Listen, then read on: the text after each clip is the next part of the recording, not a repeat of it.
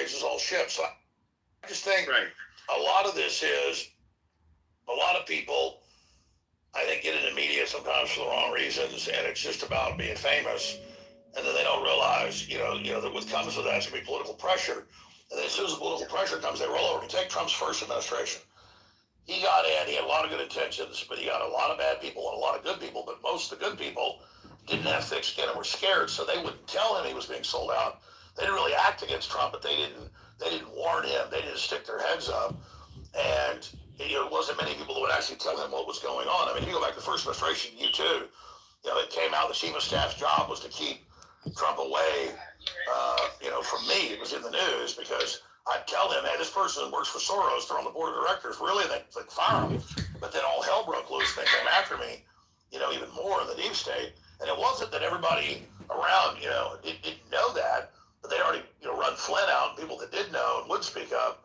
And so, but, the majority of them just sat there and did nothing so they could soak in me and around the power.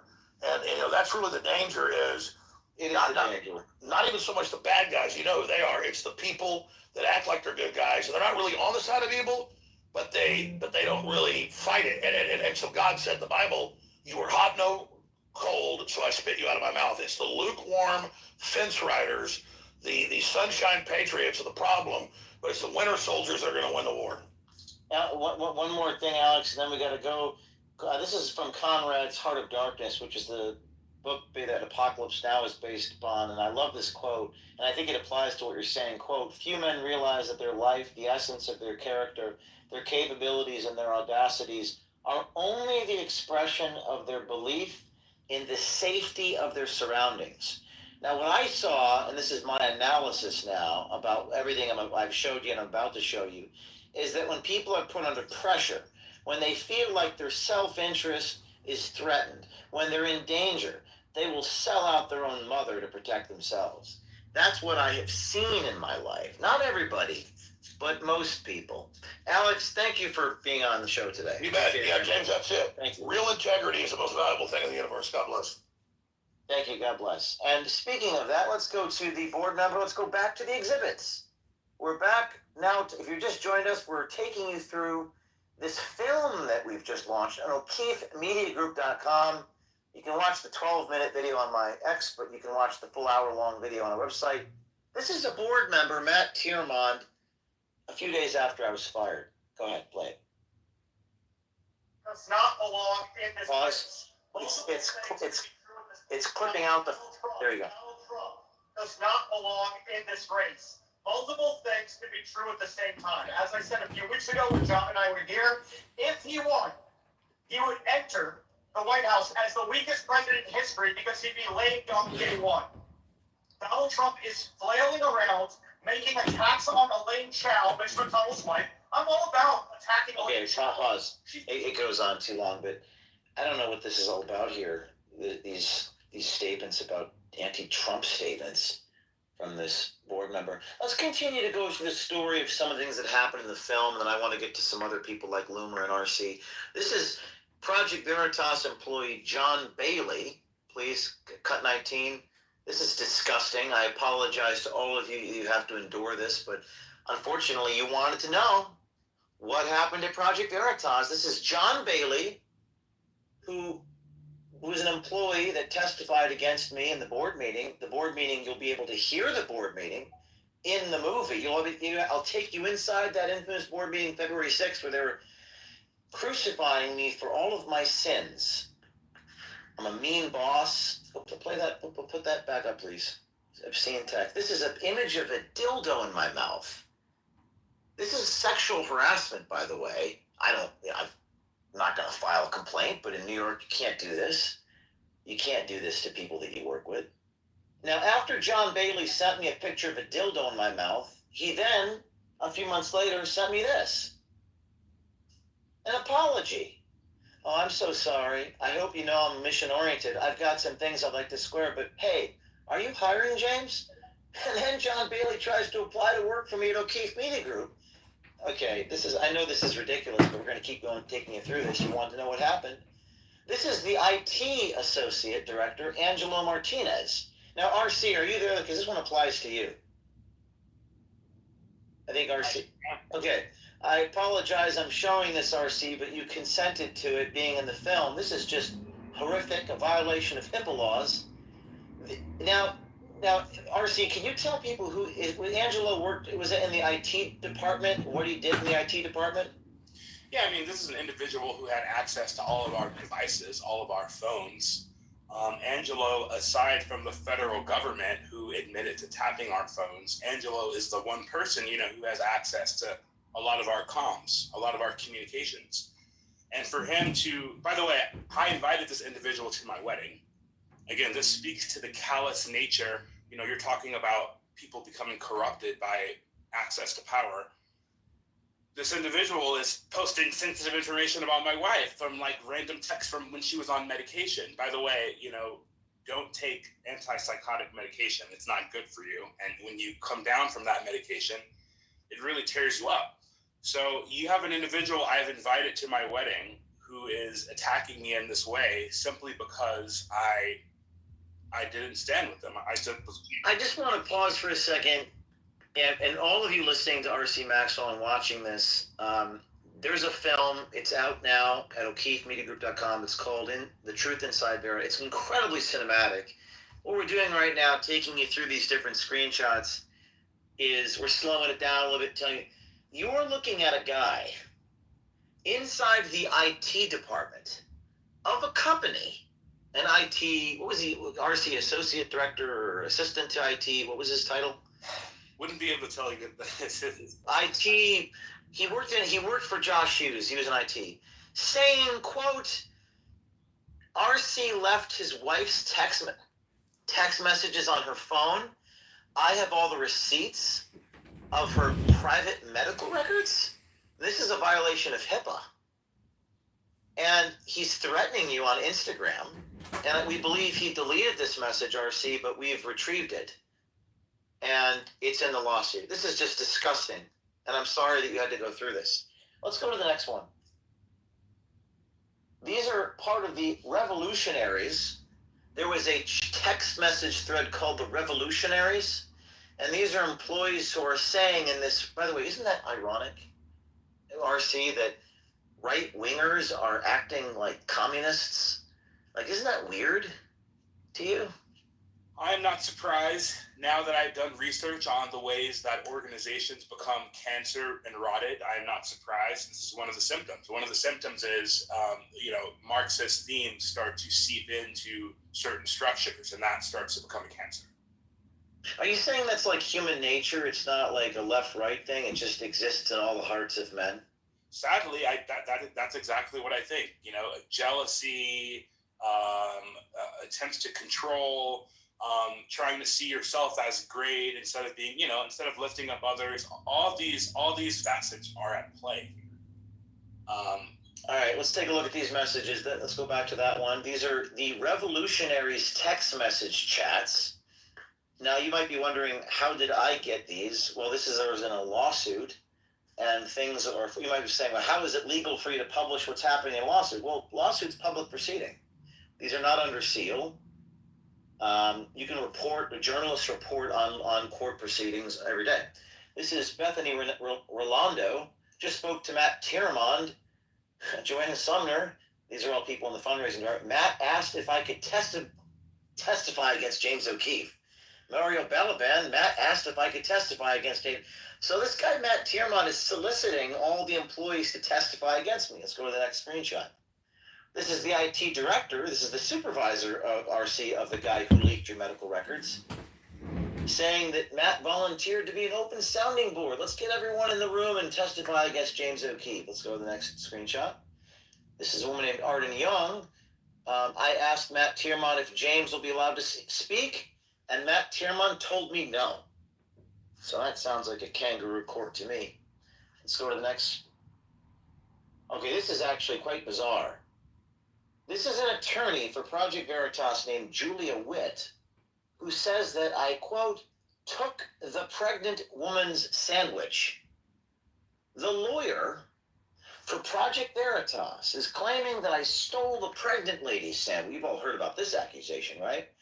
What you may not know, or as Paul Harvey would say, now you know the rest of the story, is we actually tracked this pregnant lady down. Do we have an audio of the pregnant lady? Oh, there we go. Now, this, pull it up and then pause it. This is actually a woman who was a co-defendant with Christian Hartsock. Her Christian Hartsock's reporting on the Democracy Partners case. In this court case trial, we're in a trial together. She's pregnant. Apparently, she didn't know that I stole her sandwich. And in fact, we actually tracked her down and got audio of her claiming this never happened. Let's play that clip. So I don't have any recollection of there ever being a sandwich that was meant for me that you took. So she's denying that we stole the sandwich. So let's go back to Julia Witt again. Now, by the way, I'm naming names. Most people don't have the balls to name names. But I'm going to name names because I'm being honest. I'm being truthful. Why would attorney Julia Witt, who's supposed to represent the organization and do what's in the best interest of the organization, literally, she's the attorney for Project Veritas. Now, this is a rhetorical question. Why would Julia Witt fabricate an allegation about me stealing a sandwich? Can anybody answer that? I'm just going to let that simmer for a minute. Okay. Let's go to the next one. This is also pretty crazy stuff. Again, if you're just tuning in, you wanted to know what really happened at Project Veritas, and now you know, with a film called The Truth Inside Veritas out now at o'keefemediagroup.com. You can sign up on our website and subscribe, and you'll get to watch this hour-long cinematic movie. The guy who edited, phenomenal film director named Chase, and he's done some incredible work putting all this together. Let's listen to this guy. This guy's name is Barry Hinckley. He was terminated from the company because he did not do, in my view, a good enough job raising funds. And this is a recording from inside the boardroom. If we could just move that play bar over so we could see the subtitles, please. If you're watching on YouTube, you're going to be able to watch the subtitles. If you're listening on X, you can hear it. Let's go back. This is him talking about how I take black cars around and I drive myself around in SUVs. And he's never seen someone take black cars. Now we know who came up with the black cars thing, and it was Barry Hinckley. Go ahead, play this cut. A lot of employees, and I never lived this lifestyle with black cars constantly picking me up, moving me around, extensive accommodations for the rest of the staff are staying at one level. I mean, all to one for all, practice or non-profit. I never people did that. One person living one way, and everyone else living another way. Wow. He's never seen the CEO get compensated differently than other people. A lot of people in the audience wondering, well, gee, I mean, if you're the key man, if you need bodyguards or security, why is that morally wrong? Very strange. By the way, we see Christian Hartsock is in the audience.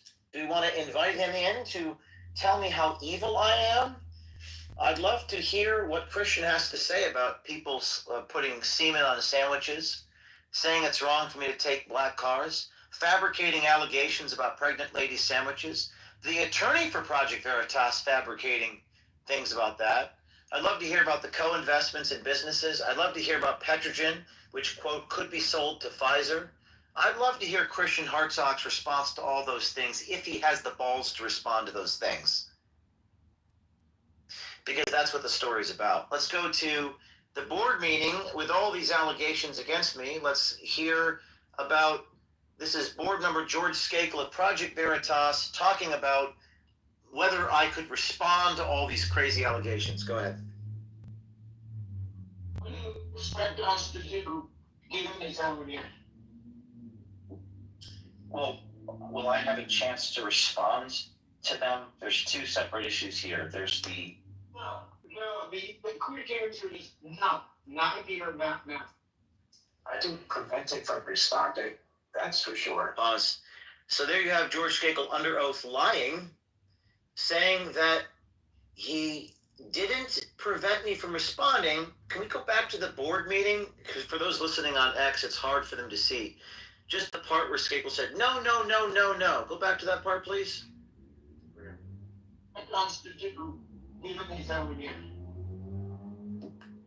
Well, will I have a chance to respond to them? There's two separate issues here. There's the quick answer is no, not here, not now. And then, so that's what he said in the boardroom on February 6th. And then under oath in his deposition, play that clip, please. I take from responding. Well, that seems like a direct contradiction, doesn't it? Direct contradiction. And one more clip, and then we're going to get to Laura Loomer. By the way, if Christian Hartsock has the courage to actually address these things, we will let him on as a speaker, and I will hear what he has to say. But I want to hear him actually talk about this. I want to hear him address these things. These are serious things that are headed towards a jury trial. That any reasonable person would think is absolutely outrageous and shocks the conscience. But I do want to hear from Christian Hartsock. But first we'll go to Laura Loomer. Go ahead, Laura. What are your thoughts on this crazy stuff? As someone who worked for Project Veritas. Well, I'm not really surprised. And if you look at the tweets that I sent you when you announced that you were getting control of Veritas again, you saw that 2023, sorry, my phone was ringing. I think that was Roger Stone trying to call me. But you see that the tweets I sent you and posted back in 2023 said that this was likely a coup tied to Pfizer. And I know I sent these tweets to RC and I sent them to you, and it turns out that I was right. And I also suspected that there had been some involvement with the DeSantis campaign and Ron DeSantis, and that turned out to be true as well, because as we saw from some of the files and some of the relationships that some of these people had, they were actively working with the Ron DeSantis for President campaign at the time of this coup and this takedown. So I just think it's incredible how so many people called it a conspiracy, but I guess it's another one of those conspiracy theories come true, James. Laura, were you ever subject to this sexual harassment? I know this Barton and Tiermond, there's exhibits in the lawsuit where they're talking about sexual harassment of undercover journalists. Did you ever see anything from these board members that crossed a line in your mind when you were at Project Veritas? No, I wouldn't say that I saw anything personally. I wasn't subjected to any type of sexual harassment when I was at Project Veritas. In fact, I found it to be very pleasant when I was working for you. I only have a positive memory of working with you and my time at Project Veritas. So when I saw all these accusations, I actually just started laughing. I just thought it was so funny. Oh my God, James O'Keefe stole a sandwich from a pregnant woman. Because I was like, yeah, okay. Rule number one of working at Project Veritas and working for James O'Keefe: make sure that he always has food. I mean, that just sounds like those people are slacking at their job. Because when I worked for you, I know that I made sure that you had a snack or something to eat every single time we traveled or every single time we were together. So and I don't want you to say her name, Laura, but you actually know the pregnant woman, who that is. It was the defendant in the Democracy Partners case. Please don't say her name on the air, because this doesn't concern her. But anything else you want to say about? We have Christian Hartsock who wants. What did you say? What did you say? Your voice cut out a minute on my feed when you said that. I just said you actually know this pregnant woman that this attorney claimed I stole the sandwich of the pregnant woman. You actually know who the pregnant woman is. She's someone that worked at Project Veritas as an undercover journalist about 10 years ago, and alongside you when you started with me, and she was the defendant in the Democracy Partners case there at trial. So I just wanted to say that you happen to know her. But yeah, well, I just, like I said before, they tried to demonize you in the most laughable ways possible. And knowing some of these board members, and look, I've known some of these people for 10, 11 years, right? Because, well, I got to know them very well when I worked for you. My first job out of college, literally I got kicked out of college while working for you. And so it was just really interesting to see all of these people who used to say, oh, you're my brother, James, I love you. And, oh, we're one big family here at Project Veritas.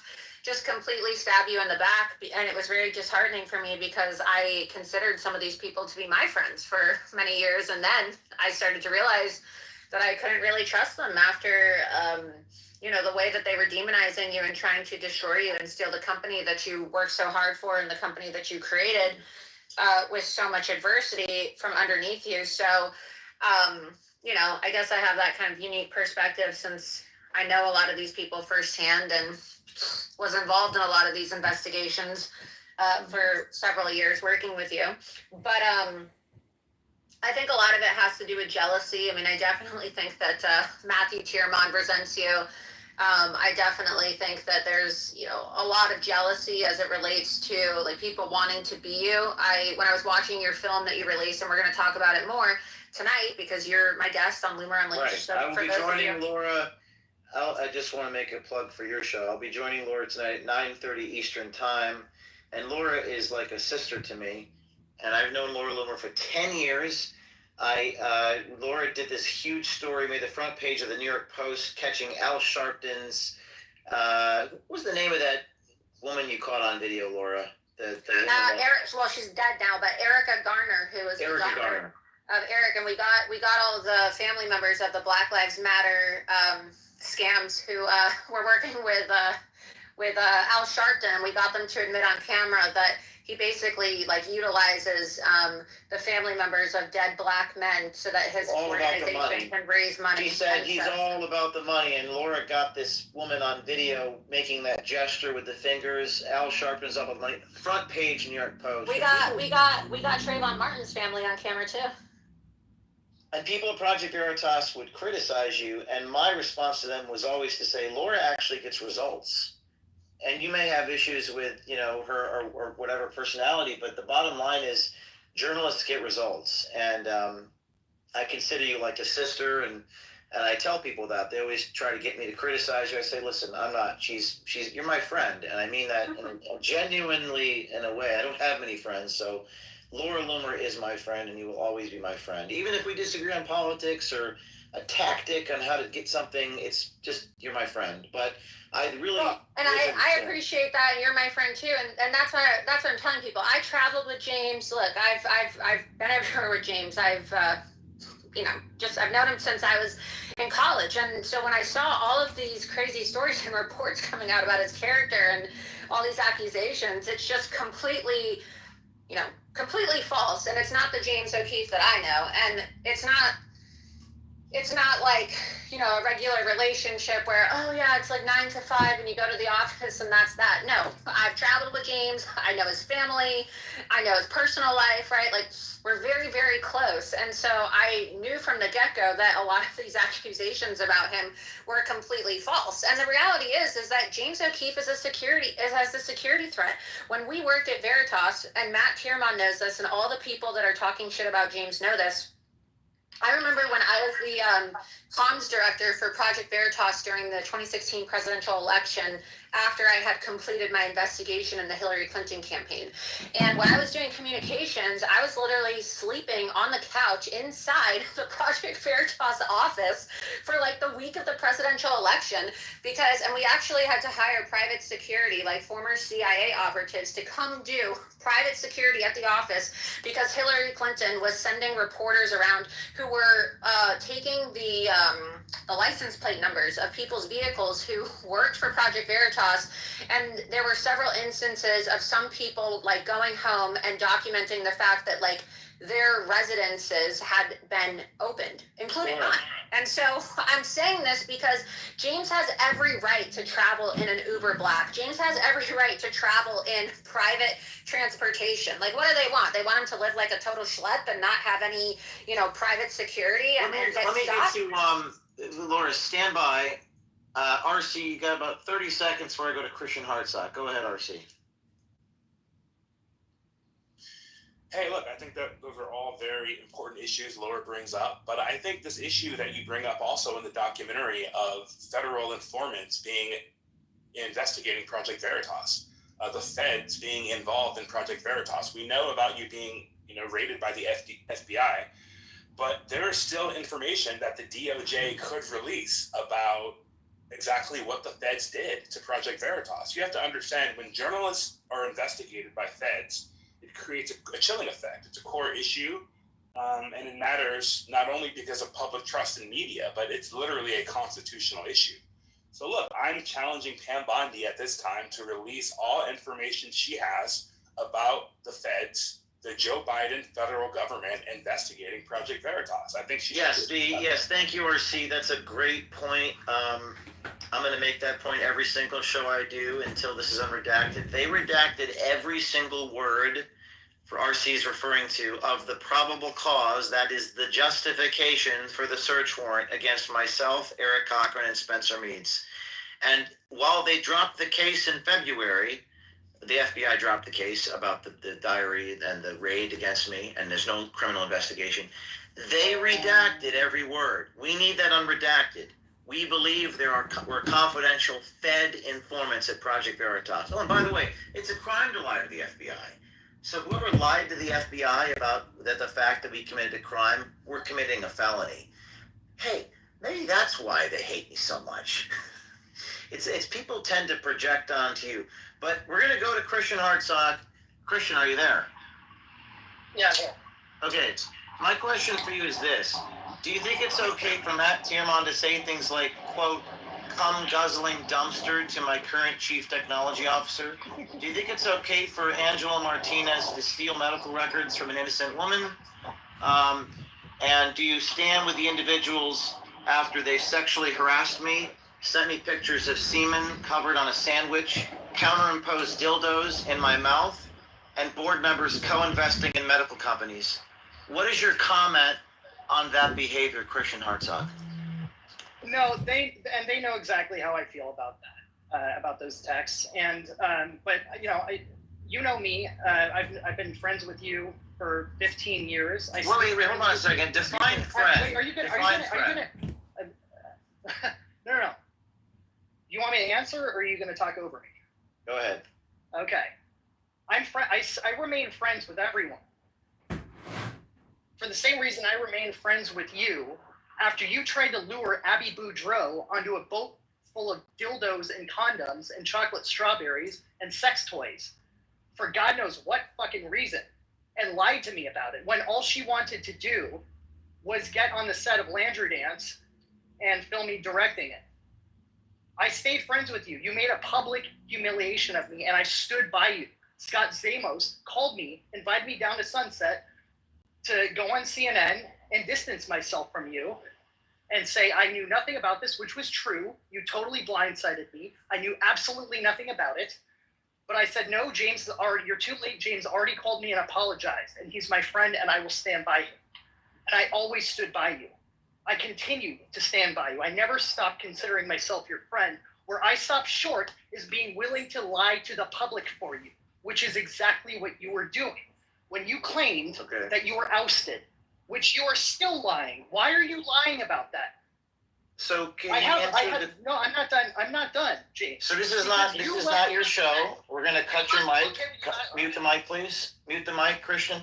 Christian, I'm happy to have a conversation with you, but this is not your show, and I asked you a question. I asked you a question about the board members co-investing in companies and their conflicts of interest. Are you willing to have a conversation with me about the board members of Project Veritas terminating James O'Keefe? Are you willing to talk about that? Yes or no? You can unmute Christian's mic. It won't be a monologue of you spouting about random stuff from... What do you mean random stuff, James? I'm asking you a question about the board firing me and your comments about Tell me when the board fired you. Tell me the date the board fired you. Because you told the public one thing, and you told, and the reality we know was that it was 3 months later. February 10th, 2023 is when the board voted to indefinitely suspend me without pay. Okay, so you just notice what you just did. You just moved the goalposts. You changed fired you. Never changed anything. Suspended you. Of course. No, that is you had to. termination under New York law. Indefinite suspension without pay is called indentured servitude, aka slavery. So that would be considered termination under federal law. What they voted to do was suspend your ability to retaliate against employees who had bravely testified to the way you had treated them. So let's talk about the grievances, Christian. What do you think about Julia Witt manufacturing a claim that I stole a pregnant lady sandwich? Notice you conveniently leave out. What is your response? I mean, I'm responding. I would love you to answer. What is your response to the lie about the pregnant lady sandwich, Christian Hartsock? What are the words that you left out of what Julia Witt said? She said you yelled at her, you shouted at her. I yelled at her? Sandwich. That's exactly. You didn't respond to my question. I am responding to your question. What you're doing. The question is. Can I just say something? Why are we pretending like in this industry, even like regardless of whether you yelled at the woman or not? It's called investigative reporting. This is high-profile investigative reporting. There were so many instances in the office where people yelled at each other, not because they were trying to be disrespectful, but because, we're breaking a big story. But people just need to stop being so fake about, you yelled. Who cares? A lot of people yelled at the office. Christian. So James, hold on. I'm going to cut your mic. This is not your show. Cut his mic. I'm going to ask you a question. And here's the question I have. And it's a very specific question. An attorney for Project Veritas fabricates a claim that I stole a sandwich.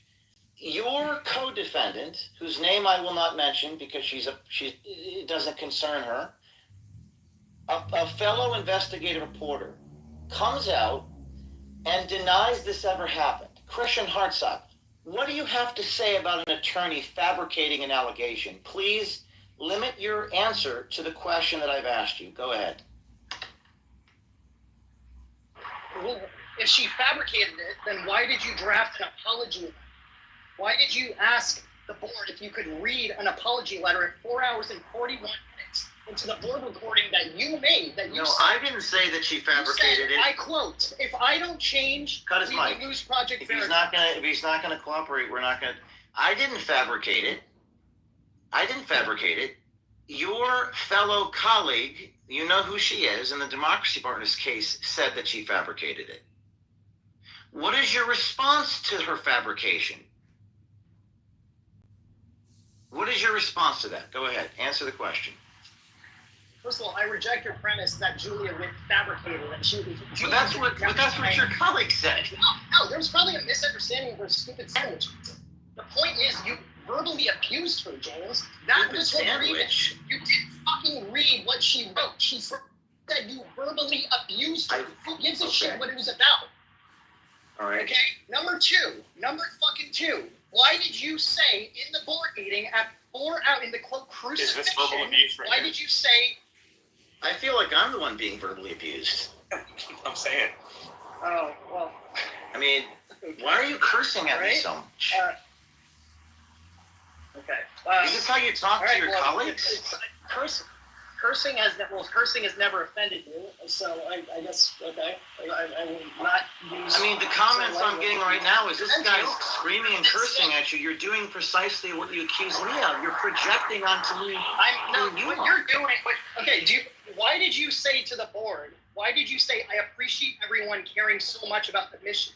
I really appreciate everyone being so honest. Well, evidently, because I didn't realize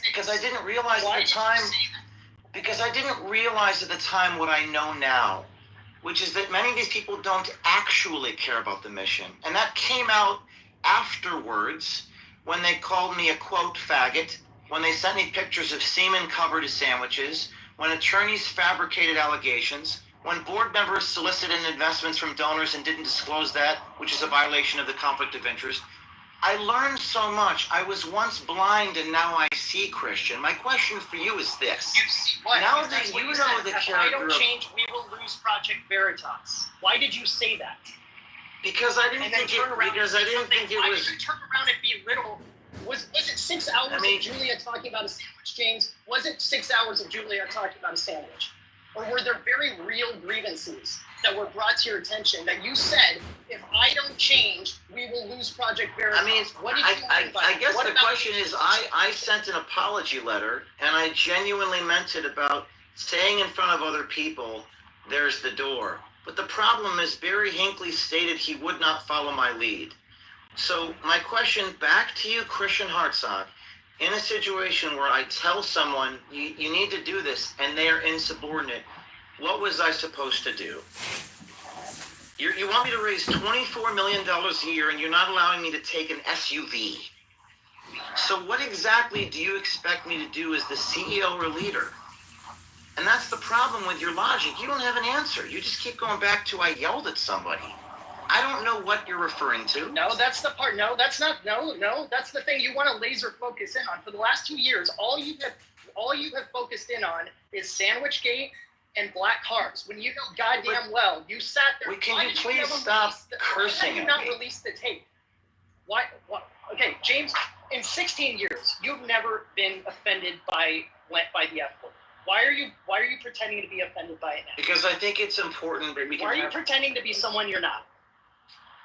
You use the F word all the time. You were never this thin-skinned pussy about it. Okay, well, because we're on a public show in front of hundreds of thousands of people. Okay, all right. And I think it's important to try to have a cordial conversation without hurling Okay. expletives. But I really don't appreciate the way you've been attacking people for the last 2 years. Laser focused, first of all, deriding, completely belittling, very real.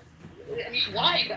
Hey, Christian, I'm raising money right now for lawyers to defend the reporting, some of the reporting you were involved in.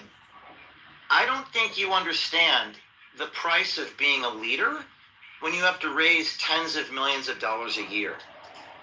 And your colleague said, I will not follow your lead. And then you guys ran out of money, and there was no money to defend you. So help me understand. Help me understand. What were you guys thinking? What do you mean? What was I? You abandoned us, James. No one wanted you to leave Project Veritas. No one wanted you gone, and you know that. I was indefinitely suspended without pay. Never released. Because of course they had to suspend you from retaliating against employees who had testified. That's a normal thing. And how did that go your for ability them? to hire and fire, and they suspended your ability to raise money while pending the results of an internal audit, which is the part you conveniently leave out. And can No you one give had- me they an even example said in the board of something I did financially wrong, Christian Hartsock? Can you give me one example? That's not. Well, if you had waited for there to be an internal, maybe you were completely innocent. But clearly you were not, because you cut and ran. You were afraid of simply sticking with the team and saying, "Hey guys, don't So worry." if I were to indefinitely But why suspend did you without pay, that's called indentured servitude in New York State. I can't indefinitely Okay. suspend someone without pay and tell them they work for me. If I were to indefinitely suspend you without a paycheck, what would you do? Well, there was a subsequent board meeting later that week that you didn't show up to. If you were so confident that you had been spending donor money, without anything for anyone to complain about, then why didn't you stick around for that board meeting, that second board meeting? Because they told me to be Why did gone you for not 2 see the weeks. entire team? They told me to be No, gone for they 2 did weeks. not. This is where you know you're lying. They All right. did not tell you. You're going to tell me that they invited you to a board Can I meeting? get a response from you on the issue before the federal judge, which is the No, I want to know why That did is you Mike. not show That up is to Mike. the board meeting? See, here's the thing. This is my show, and when you go in front of a jury, you don't get to yell at the jury and the federal judge. I want to talk about what I want to talk about. I want to ask you, Christian Hartsock, another question. What do you think about the board members of Project Veritas publishing private, intimate text messages between me and my girlfriend? And please only answer that question. If you deviate from answering that question, I'm going to They cut know your line. everything. Go They ahead. know everything. They know exactly how I feel about that. And how do you And- feel about that, Christian Hartsock? Be brave. Tell the world. That's the same way I felt about you trying to lure Abby Boudreaux onto a boat full of dildos and sex toys, and making me take the fall for it on CNN. How do you feel about the board members of the company publishing the IT person publishing R.C. Maxwell's medical records? Tell me your response to that. Are you brave enough to make know a as comment? well as I do. What do you? Excuse me. They know very well, and they've known all this time that I never that I'm against that, as you well know. Okay, but here's the problem: is you want me to be this avatar for everything that anyone has ever done to you or RC, when I'm not. You invited me to talk. I will talk about what was within my knowledge and was within my control. And the fact is, you abandoned your team. You lied to the public.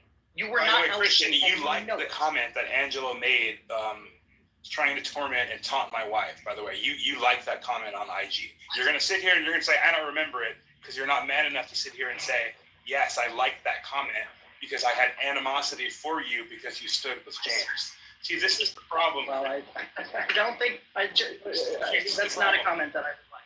And why don't you take this up Evil, with Angelo? corrupt power cannot win unless there are people like you who are either too stupid not to know the difference or willing to be a puppet. And I feel like you're either in one category and you yourself are not. You're projecting because RC, you told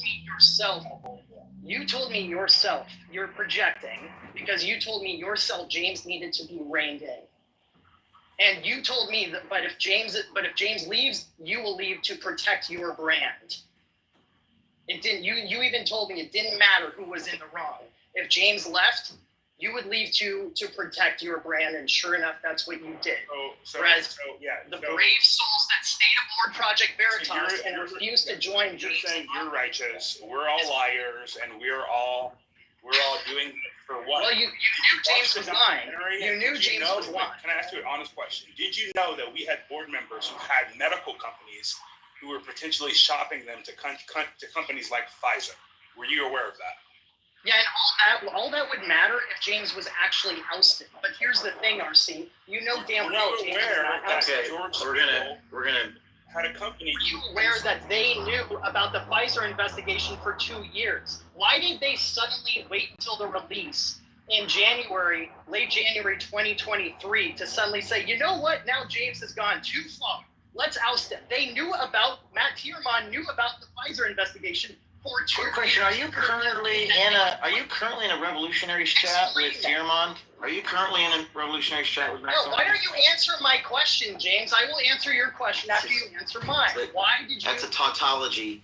I don't have to answer your irrelevant questions. I don't have to. Because when this goes before a jury, you're not going to be able to yell and scream at a judge and tell him to answer your questions. Publication of private facts, defamation, is unlawful, Christian Hartsock. You can't publish people's private medical records. Do you understand? You cannot publish people's private medical records. The fact that you are unable or unwilling to condemn someone publishing R.C. Maxwell's wife's medical records says so much about you. You can't sign a conflicts of interest policy at a nonprofit and then invest in companies and not disclose it. You can't do that.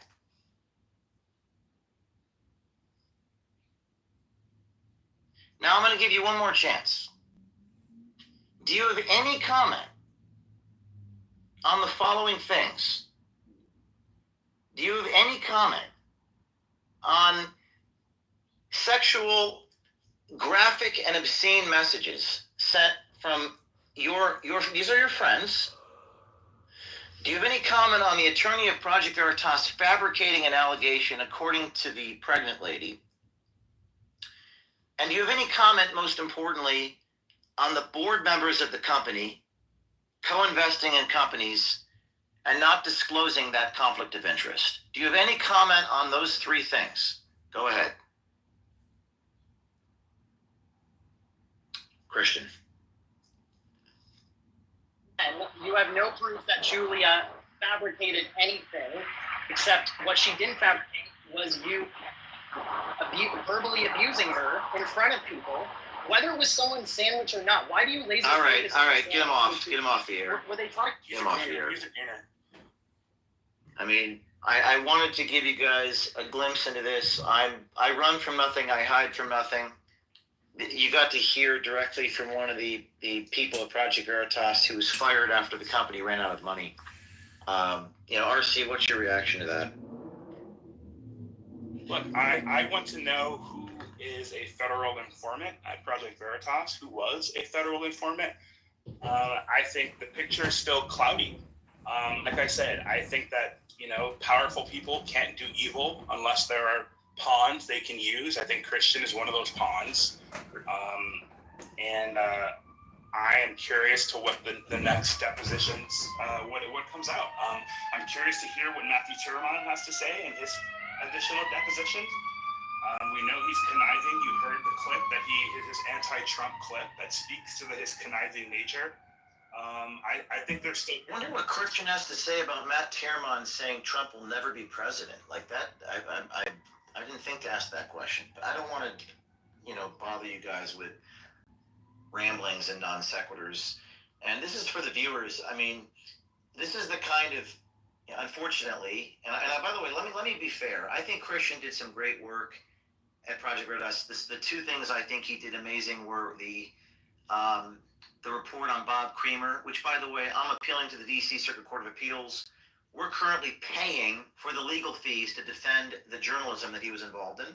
He did great work. I think he did great work on the story involving an ABC producer that was caught on tape saying they need to cross the Hudson River and actually research why people in this country love Trump. Christian did some great work.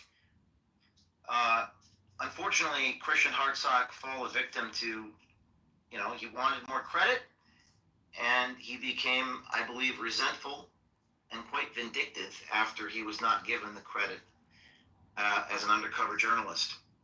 And that turned into a kind of vindictiveness and a kind of resentment. And I actually, so I want to be fair that I think he did some good work, but unfortunately, and this is what it comes down to, if you don't have integrity in your life, and if you can't condemn what we're talking about here, and if you can't take a stance, then it doesn't matter how good it doesn't matter how talented you are or how great your output is. You have to have integrity. And that kind of gives you a glimpse into kind of some of the people that I have had to deal with. Two things can be true. They can be talented. They can do some great things. But if they're going to send me dildos in my mouth and sexually send a picture of me nailed to a cross, I don't know if we have that one. We don't even want to show it's too graphic. They nail me to a crucifix. I'm sorry, I can't work with you. And I thank God every single day that these people are no longer in my life. See, that's the blessing that God gave me. You don't work for me anymore. I don't need to pay your bills anymore. I don't need to raise money to make sure that you're fed, that you're traveling around the country. So we'll end it on that one. And we're going to have a few more exhibits to go through, and then we're going to get to you, the viewers. We want to hear from people who've watched the film. If you're just tuning in, you are listening live to James O'Keefe on the Inside, talking about what really happened at Project Veritas and taking you through little glimpses of the film that we've released. What's next? The board member wanting to this is the board meeting. You're actually in this movie, The Truth Inside Veritas. We're going to take you inside the board meeting, and you're going to hear audio and video, video of me trying to defend myself Into the message that you have to deliver. So really understand your audience.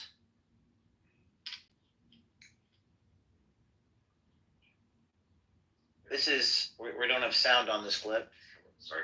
We're going to have sound in a moment. This is me, pause. give some context for the listeners. This is me trying to defend myself. I'd love an opportunity to respond to these accusations. You heard some accusations by Christian Hartsock hurling things at me that I yelled at somebody. Okay, I'd love an opportunity to respond to that accusation. Let's listen to these attempts to make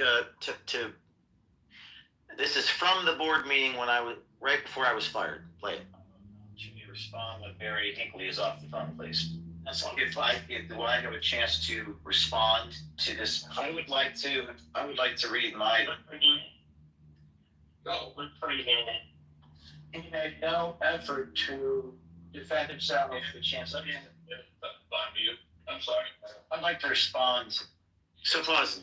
There's 5 or 6 times during this board meeting that I was begging to respond to these weird allegations, and they would not let me respond. They refused to let me respond. Keep going. I think it's only appropriate to have the chief executive officer respond with the facts. I have a right to respond or object to anything anybody was saying. So this is unbelievable, the contradictions here. If you're listening, you can go to o'keefemediagroup.com, watch the full film, subscribe. It's $9. o'keefemediagroup.com to watch this incredibly cinematic experience taking you on the inside. You know, one of my mantras is show, don't tell. You don't have to take my word for it. You can actually hear what these people were saying in the board meeting. Let's go to a few more. This is board member of Project Veritas admitting that he wanted to harm me. When did you switch to wanting to harm James? After James started claiming he was fired. And I said he wanted to harm me for making the statement that I was fired. And I think we want to go through some callers, and this is when I go to the audience here. If you want to join the discussion, please DM me, James O'Keefe, III, and my producers will get you in. This is James O'Keefe, III on X. If you want to join this discussion, I want to hear from people who've watched the movie. And I think we have someone that is going to call in a minute, or that person is no longer. Okay. For those of you who've watched the movie or seen The Truth Inside Veritas, I think Zach Voorhees has watched the movie. So, Zach, you're on board. Go ahead. Zach is connecting. Zach Voorhees, of course, the famous Google whistleblower from 2019. Outlining the roads to use, the areas to avoid, the most efficient times to travel, and the best survival techniques to use on your journey. How would you feel in comparison? Well, I'd imagine you'd feel a little more confident that you're going to get to where you want to go, rather than just being pointed in the general direction. The deliverables of a visual brand are relatively the route and I say that, outlining. like, honestly. You know, it's like these movies where you click through and, you know, sometimes they're iffy. This one is amazing. There's a lot of stuff that I was surprised you held back. Like, I went into this movie thinking that I already knew the whole story, but the stuff that you had in this movie was absolutely incredible. To all you, you know, to the people that did this to you, James, I have to say, shame on you first. Like, the problem is that you believe that you were Project Veritas, and you pulled a coup, and now you're not doing journalism, and James is. And thank God for people like you, James, that have come through. I trust you're going to prevail. It's a pretty open and shut thing to me. Like, once you get all the facts out there, a rational person is going to realize that this was a coup. It was done for power, and because of the resilience of one man, James O'Keefe. Hey, Zach, you mentioned after watching the film you saw something you didn't know, or something, because you're pretty knowledgeable about some of this. You paid close attention. What was it about the film, or what did you see in the movie at o'keefemediagroup.com called The Truth Inside Veritas? What was it that really struck you this time around?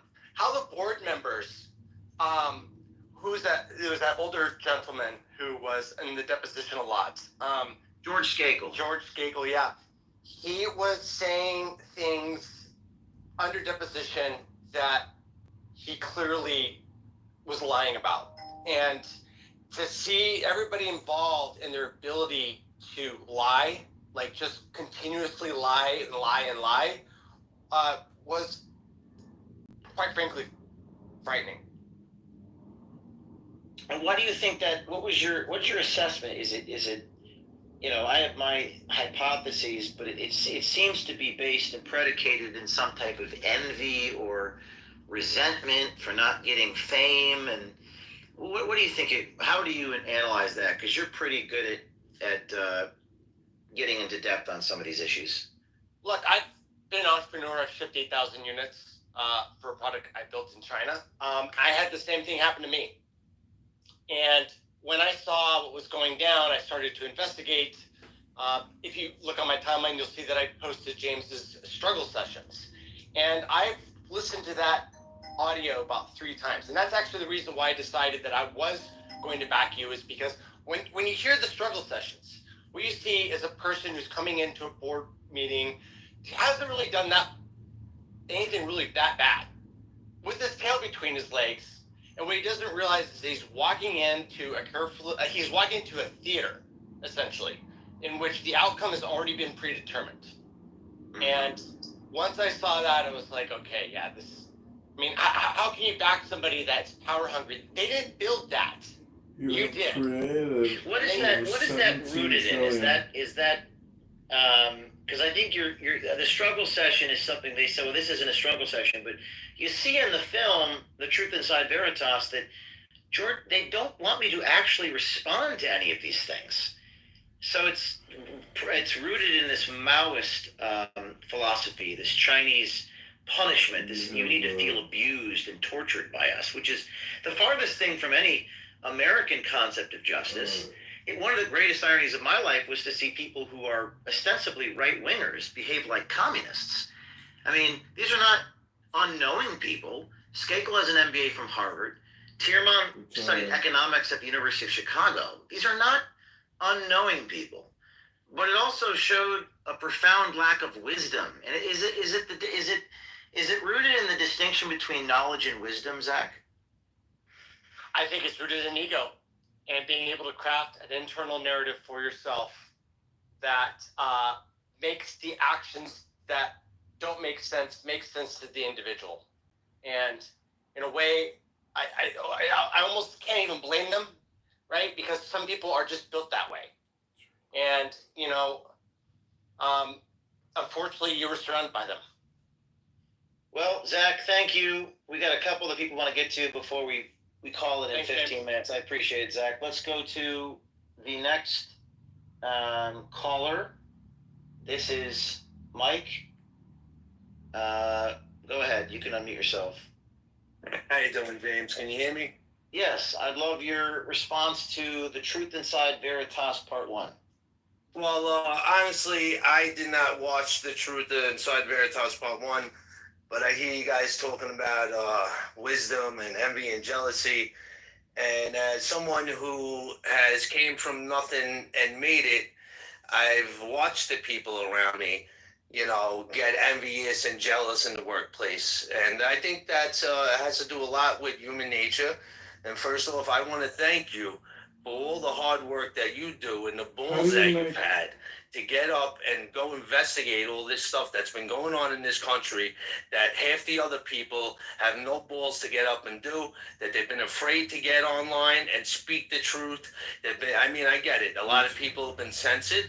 They've been taken down by the system, and I think you're an example of the system trying to take you down when you try to speak your truth. But, and this is what they do. They try to get people to come and speak up against you. They try to take you down any way they can. It's a why them, not me mentality in the workplace. I don't know about this Veritas thing, but I heard the kid crying that somebody yelled at him. His boss yelled at him. My boss used to yell at me every day.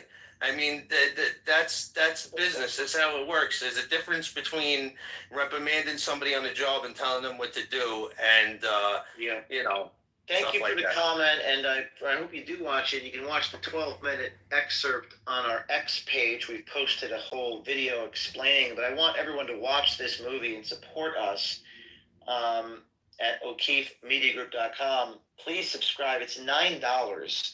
People say, why do you charge for journalism? We're entitled to your stories. You're not entitled. That's also a communist argument. You're entitled to James, my labor. James, I'm sorry. No, I'm not talking about you, sir. I'm talking in general. People make comments. No, of course, but I just want to point this out. Go ahead, sir. Go ahead. I want to point out people don't understand what you're doing. You can't do it on your own. You do need black SUVs. You do need protection. You're putting your life in danger to expose the corruption. Did you see the people on the rooftop for our private event in Palm Beach? We had guys look like Train de Aragua. They had masks on. People say you're DJing. Yeah, I'm DJing with Train de Aragua guys. That's spending $5 trillion. You've full created fat $17 bodyguards, trillion bulletproof debt vests, in and that people in say, 10 you shouldn't have years. fun. You shouldn't have Do joy. not trust You or shouldn't vote for Bear in the dance. Hood. Okay, what do you want me to do? Be in a cave and be joyless? Yeah, there are definitely a few days or a week or so where you kind of sit back and say, I'm in danger, but you also have to send a message. I appreciate your comment. I want to get to a few more people. Let's go to the next person. I appreciate that. Oh, and by the way, before I go to the next person, he's right about one of the questions I have. This is a rhetorical question. Are the people at Veritas who have all these very bizarre and strange resentments and envies, what are they going to do with their next employer? You can't behave like this in any organization. Let's go to, let's what we have up next. Died suddenly. Go ahead. You can unmute yourself. It's not within. Hey James, this is Edward Zoll. I'm one of the producers for Died Suddenly. I appreciate kind of seeing you and getting to kind of work you a little bit at the party. Yeah. And listening to this space has been quite something. I think you mentioned this to Alex Jones prior to the exchange with this Christian fella. It's so difficult to fund and operate media on the right. It's very long hours. The sponsorships are not as lucrative. We don't have Soros money sitting around the corner for everything. And I found one of the most intriguing parts of this is that you look at what was sacrificed over the last couple of years, especially since going back to your time at Breitbart. I mean, you're one of the founding fathers of the kind of dissident, non-establishment right. That many people, including myself, kind of came up in after you already had set the tone. And just hearing Christian, I had no idea that one of the ringleaders in this is working at OAN now. I was looking at his profile. I was like, holy crap! Christian works at American News. Maybe not. In his profile, it says he's one of the producers for Chanel Rion, and it just makes me ponder. So you got some very talented people working for you, and I just wonder, where the rest of them have scurried off to. And as you just noted, who are they else about to sabotage? And who else are they about to unleash the same kind of thing that they did to you, the same coup, the same kind of disloyalty? Yeah, that's a good question. It's a legitimate question, and it really. Did you watch the Truth Inside Veritas? Yes, I did, and the boardroom was honestly the most shocking part. I think what you just mentioned about the Maoist kind of tone to that whole thing is that you went in there, it was a firing squad. Squad. You did your best. No one can be criticized. What the heck are you supposed to do? There's no manual. Well, the people that are your best friends. We're speaking to someone who's actually watched the film, and for those of you who have not watched the film, this film is behind our paywall. We are publishing some excerpts on X page, 12 minutes or so, but he's talking about the part of the movie which you can watch by going to o'keefemediagroup.com. It's $9, where we actually play the video and audio from the famous board meeting on February 6th. And you said it was a firing squad. Just talk to me about what your reaction to that was. You heard the testimony of the employees about sandwiches and I'm a mean boss and stuff like that. What was your reaction to that stuff? Well, I think you were actually very measured in it. I mean, I can just to set the tone. And these people were your friends. You'd provided for them. You'd worked, tireless hours, put yourself in danger to provide resources and to fundraise. Like we say, fundraise. I mean, you had to literally break 10, 15 national stories, to get to where you could fundraise $20 million a year. It's not any small thing. Not anyone can do that. And then the very same people are essentially setting you up. They're setting the tone and setting the stage for a legal battle. That's what that boardroom kind of stunk of, is that they were just trying to throw things at you. They drug up whatever they could drug up, and then the ultimate goal was to get the response. Like maybe they wanted you to have you melt down worse. Maybe they wanted to have I something. think that the one credible advisor said they were trying to get me to lose my temper. And what's ironic about that is, I think that's correct. The more people get angry and hostile towards me, the calmer I get. It's like when I'm confronting bad guys, I'm extremely calm. And I didn't lose my temper. So they had to come up with some very strange, truly surreal, bizarre things. It's wrong for me to have a car transport me to meetings. I'm not sure how I don't know what I'm supposed to do. Uber carpool myself. I don't know what the thinking is, but let me ask you a question. You seem like a smart man. Do you think this is just human nature, bell curve distribution?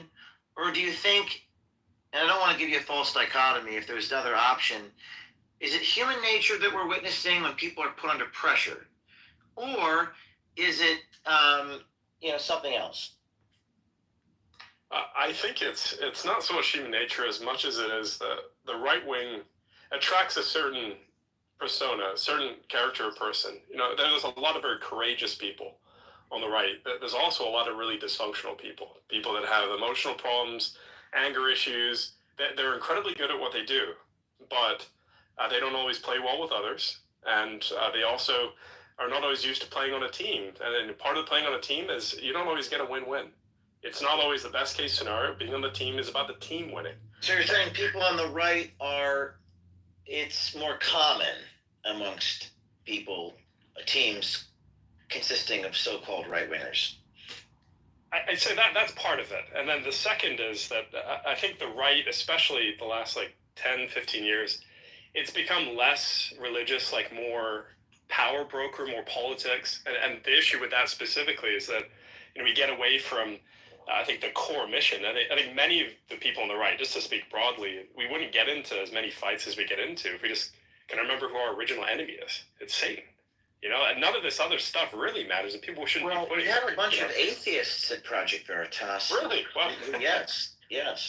I guess it's illegal in New York State to ask whether you're a Christian when you're hiring, right? So the world is so screwed up. It's like, it's very. I think this movie. I'm going to make a comment here. Just I think this experience, having gone through it, it makes you question everything. It makes you question God. When the people that are closest to you, at least temporarily question God, but everything, your whole world collapses, and people are lying about you and betraying you and stabbing you, and any other comment you want to make about the film or something that struck you about it before we go to the next caller?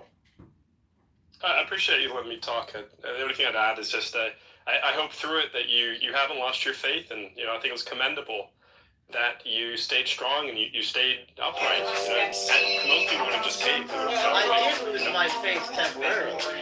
I would say that the word I would use is discouraged and disheartened. Discouraged, and Jordan Peterson talks about this type of betrayal being the worst hell on earth a man could possibly feel. But that's temporary, and you got to keep going. Never give up. But it's been nice talking to you. I'll hope to talk to you one-on-one more. Okay? Thank you. Let's go to the next caller. Who do we got, guys? Anwar already. All right. Anwar, you can go ahead and unmute yourself. Is it Anwar? Yeah, that's correct. Anwar, how you doing today? I'm good, James. How are you? We're talking about The Truth Inside Veritas Part 1. Have you had a chance to watch any part of it? I'll be honest, I have not, but it's something I'm going to be doing definitely tonight after I finish with this stream that they're on. And what's your reaction to what we're talking about today with some of what you've heard? That's why they hate so much. So I mean, it honestly sounds like a lot of collusion going on, and there are a lot of assets involved to try to outlining the roads to use, the areas to avoid, the most efficient times to travel, and it's a tactic used generally as a psyop to try to manipulate a lot of your followers' beliefs that they have in regards to you. Well, and this whole thing going back with, Christian going back and forth with outlining the roads was to just a use, smokescreen, the areas to and avoid, how the Christian most came out efficient guns times to blazing, travel, talking about and the best the survival first thing techniques that to Christian use on opened your up journey. was How would you feel in comparison? Well, inviting I'd imagine somebody you feel on a a little more boat confident with that you're going to get to where you want to go, rather than dildos just and being sex pointed toys. in It made the general absolutely no direction. sense. The It was just deliverables a, of a visual it was brand are it was relatively an attack, outlining and the it roads was to you. the whole purpose of that was to get everybody to look at you like, oh my God, he's an animal. He doesn't respect women, or they were trying to paint this picture of you. When in reality, that's probably the only thing they have on there. Board members and their IT department, pretty much infiltrating your data and exposing intimate text messages and among other things, is a tactic used by a lot of these big tech, billionaire, trillionaire groups of people to mentally break you. They try to gain hold of you and use you and toy with you like a puppet by doing things like that. And for the fact that you stood your ground and continue to report and bring truth to a lot of people is what you're generally characterized by. Well, thank you for that. We have got some really, listen, as I listen to you and I listen to the other gentleman, I assume you don't have an MBA from Harvard, correct? I shouldn't assume that. I shouldn't assume that. Do you have an MBA from Harvard? I would like. Do you have a master's degree in economics from the University of Chicago? Okay. Unfortunately, I don't. But what I'm hearing in the voices of the callers is the wisdom in their voices. These are not necessarily academics. And my conclusion from the episode, not my conclusion, my analysis is that there is a difference between knowledge and wisdom. And you have some really knowledgeable people that were sending me these pornographic obscenities and publishing medical records and conflicts of interest, but they weren't very wise. Correct. And I'm reminded of a Nietzsche quote, if you gaze into the abyss also gazes into you. What he meant by that is he who fights with monsters should look to it that he himself does not become a monster. And I've seen a lot of my colleagues, former colleagues, their actions are that of monsters.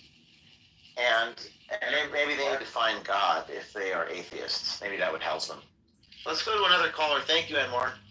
Let's go to Diamond. Thank you. Let's go to Diamond. Go ahead. You can unmute yourself. Hey, what's up, James? How you doing? Good. How are you? Good. What's your? Have you seen the Truth Inside Veritas?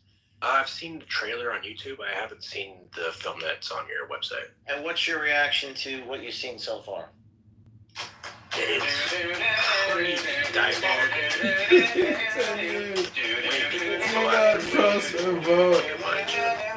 Any organization. Is it human nature? Is it just the people I selected? Is it, I don't know, I guess you have to watch the film to answer that question, but would love any reaction to what you've heard so far on the show. It might be human nature. I think maybe people's conflicts of interest kind of come into play after a while, but they don't really, I guess they don't have to let you know about them, but I'm not sure about the legal side, but I think over time, conflicts of interest come up. Over time, conflicts of interest, we tend to fight human nature doing this at OMG and Project Veritas and Citizen Journalism Foundation. The preservation to the instinct for self-preservation often comes into conflict with doing the right thing. Yeah. And as you expose the truth, and anyone who's done this in the 20th century and before usually gets killed, assassinated, or crucified, the more truth you tell, the worse it gets, to quote Al Pacino from The Insider. So I think you're right. Another bit of wisdom. By the way, we have a critic, someone who has a different, I always try to be fair. I want to hear both perspectives. This is Mike Those are Mack, two hate speeches on saying that I'm YouTube lying video, about third the one, board if meeting you know invite. anyone Go ahead, knows. Mike. Tell me your perspective and why you think I'm lying. Well, no, I should have elaborated a little bit on that. If he could have phrased the sentence right, he would have been able to prove that you're a liar. I'm not saying that you're a liar, but what he had was an opportunity, because about the board meeting, if and just based on just the facts, by the way, and I have a lot of respect for your word, James, but if you were not invited, if you were invited to this board meeting, but you did not attend, that is a conflict there. Like someone is lying in that particular situation. I see. And so what I'm saying is he could have proved that you were lying if you could form a coherent sentence. But you didn't follow it up. You're talking about Christian Hartsock could form a coherent that's sentence. Correct. Yes, that's right. Yeah. But you didn't follow it up. And so that's ambiguous to those of us who are listening, because that seemed like he was a good. Yeah, it's like he was going on what do they call that in the Senate, where they just talk at you and filibustering. Yes, so that's why I had to mute the mic, because there's no way to have a dialogue. I can respond to that and tell me if you think this answers the question that he posed, which was that when on February 6th board meeting, they suspended me for 2 weeks and said, you're not allowed to talk to donors. You need to take a mandatory leave. And okay, I'll be gone for 2 weeks as requested. And then while I'm on this mandatory leave for 2 weeks, which they mandated by corporate bylaw, then they requested me to come back to work to attend a board meeting.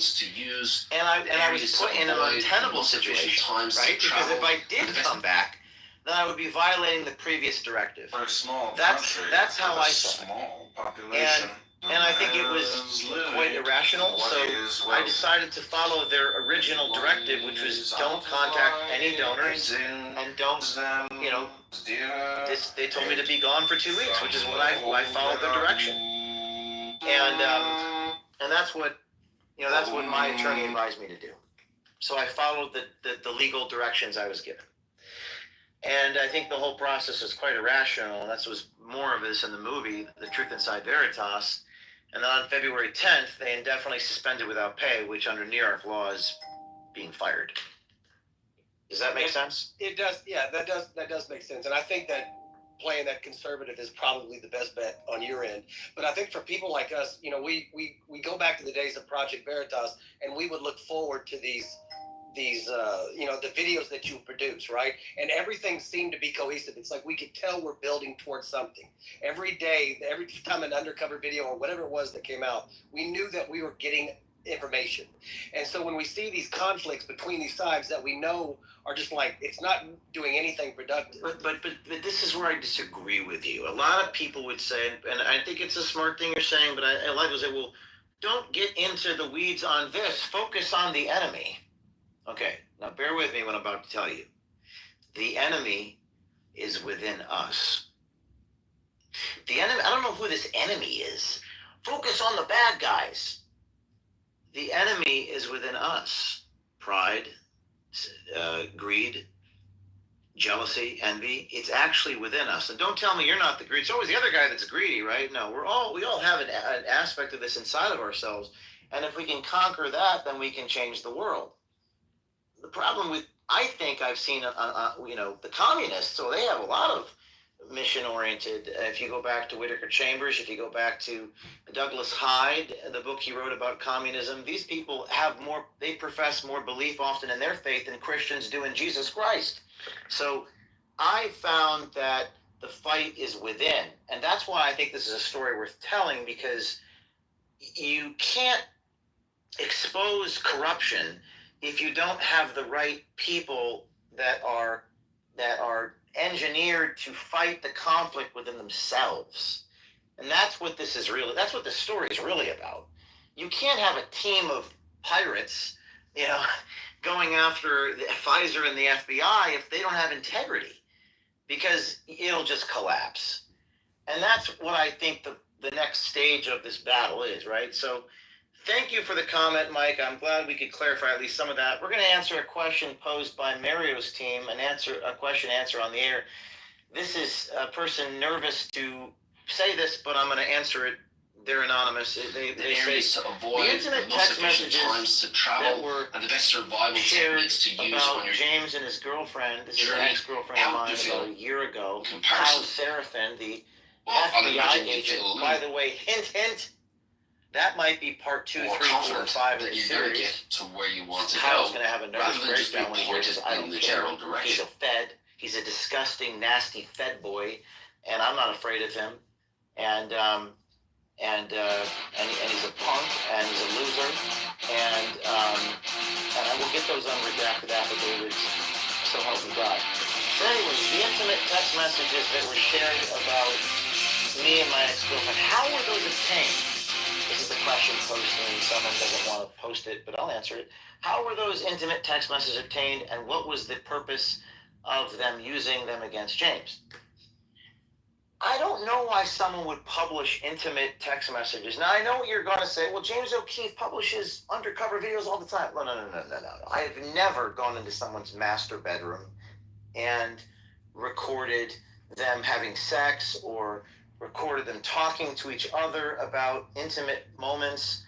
I think the First Amendment does not include protections of spouses or consenting adults talking sexually with each other. There's absolute no purpose to publish that or record that, unconsenting information.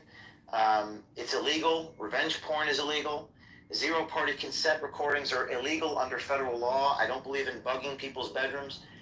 Why would someone do that? Is the question. I don't know how to answer that. I'm not a psychologist. I think they thought. So you're asking why would Kyle Seraphin publish intimate moments between me and my girlfriend that he was not a party to? I decline to comment. But some of these people are hurling homophobic insults at me, and some have said that was a projection of who they are. So if you're constantly calling someone a, quote, faggot, and you're constantly calling someone, quote, gay, maybe, just maybe, that's what you are, okay? And that's my response to that. The first part of that is, how did they obtain them? They were obtained when they fired me. They got my cell phone, and they were able to extract messages from Telegram, which was synced between my personal device and my work device. So unfortunately, they were extracting information that was synced between devices. Something that you might think is naive, it's one thing to obtain it, it's another thing to publish it. It's unlawful, it's a tort, it's tortious, you can't do it, and that's what I'm saying. I hope that answered the question. I have to come in. Any others before we adjourn? One or two more? What's that? Malloy Strickland? Gentleman from Kentucky. Malloy, go ahead. For 90 seconds. What? Malloy, you're live. Go ahead. You unmute yourself. No? Okay. I'll have to stand here and tell the American people. Oh, there you are. Okay, go ahead. Yes. Well, I've been a fan for a while. I really like what you do. And I didn't see the movie, but Your taxes. Of course, everybody heard the news that you had been fired from there, and I was like, have they lost their mind? I mean, James O'Keefe is Project Veritas. This is not. I mean, you founded the thing. And it didn't make any sense to me. And I can't understand why they thought they could stop you by doing that. Yeah, that never made any sense to me. Well, that's the thing. It doesn't make any sense, and we're hoping to make sense of it in this movie, The Truth Inside Veritas, which is streaming on our website. You can go to O'KeefeMediaGroup.com and purchase it for $9 a month as a subscription. People complain about us charging for some of our journalism. They complain about this. It's immoral. My response back to you is this. Do you pay for Netflix? Do you pay for Apple, iOS? Do you pay for cable? Have you ever paid for cable news? Do you pay for any type of news? Do you buy a magazine? Do you buy a movie? Do you stream music? Do you pay for a movie off of Apple? This is a legendary film. And I'm not even the one, I wrote some of it, I put some of the exhibits together, but the guy who produced this did an incredible job. It's a cinematic masterpiece. But if I did, and it might be some of our best men and work. women are biologically different. And we've shown you about 12 minutes of it online for free. But the full hour, you're going to have to pay $9. We got sued last week, by the way. Do you know how much lawyers cost? $500, $700 an hour. I'm not sure how people expect us to pay those attorneys. 35 feet. And That's a big difference. should I put another hater on? Do we bring one more hater on, or are you guys done with the haters? I feel like haters are fun. So much I like that I haters. changed in my car for. Let's see if this guy has the courage to speak up.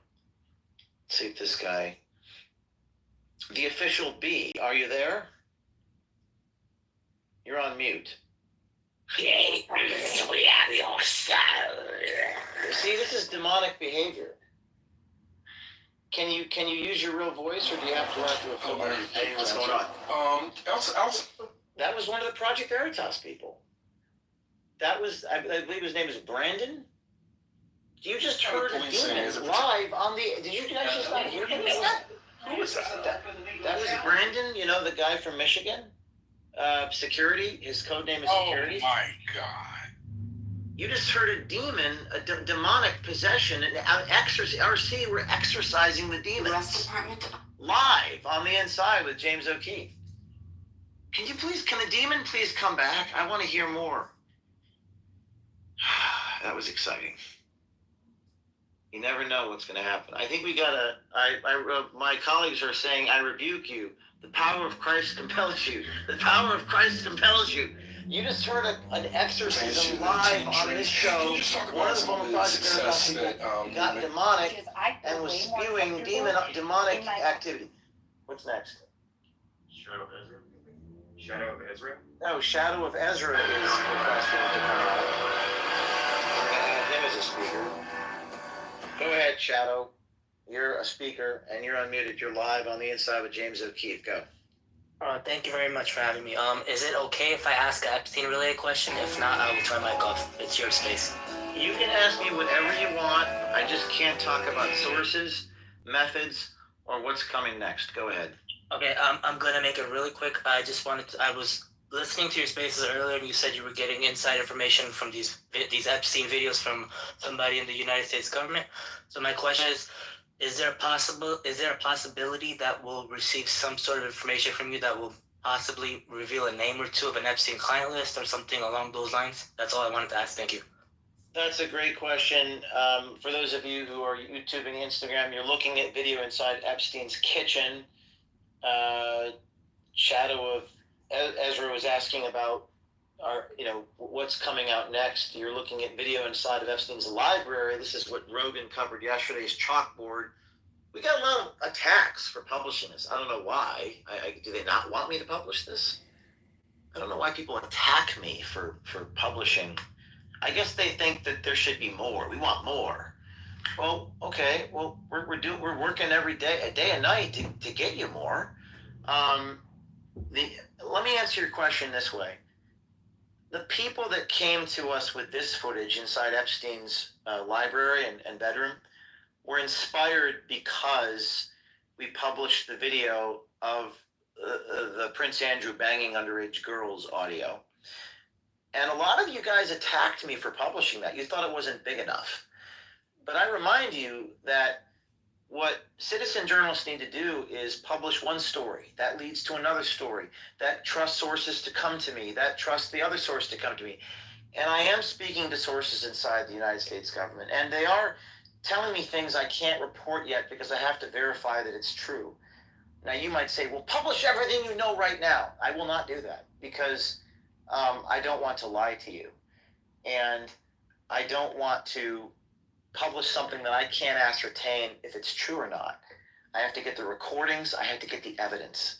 So that takes time. But I'm very inspired by the fact that people are coming to OMG and Citizen Journalism Foundation. And I know that there will be more. And I hope that I can deliver the truth of what you guys want. I believe that will happen. I do not trust the government. And I think I've met Cash Patel. I think he's a great guy. I mean this sincerely. I think he's a genuinely good man. I also think the same of Bongino. I don't trust the institution that reports to them. And to kind of take this full circle, we all don't really trust the FBI, right?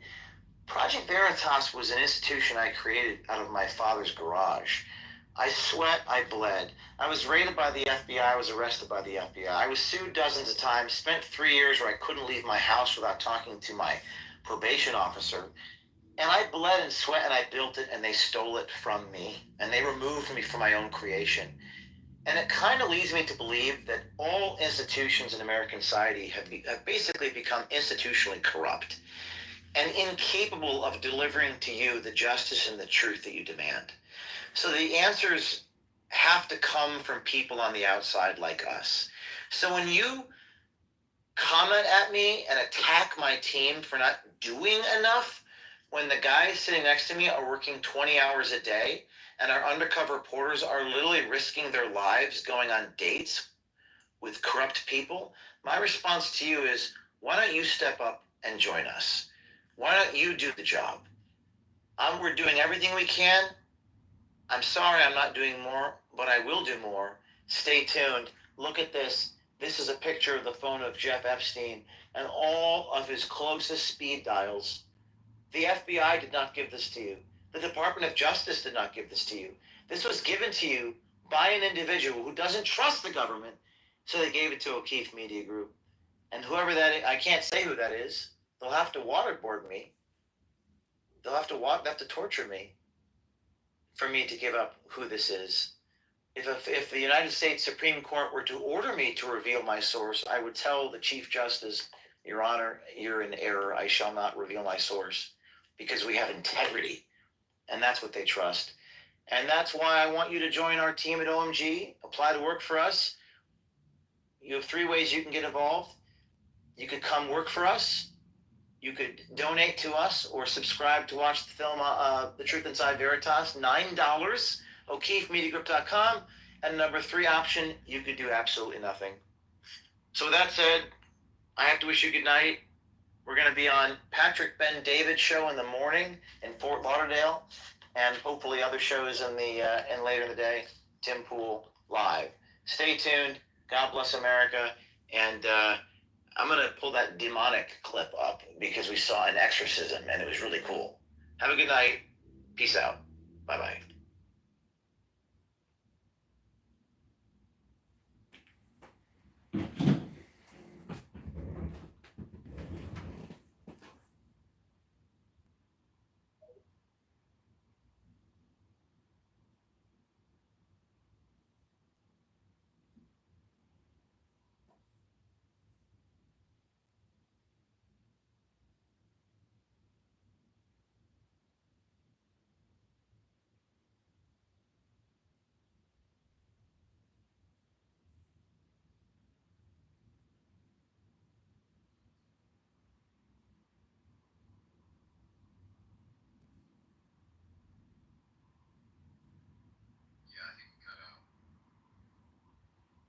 Okay.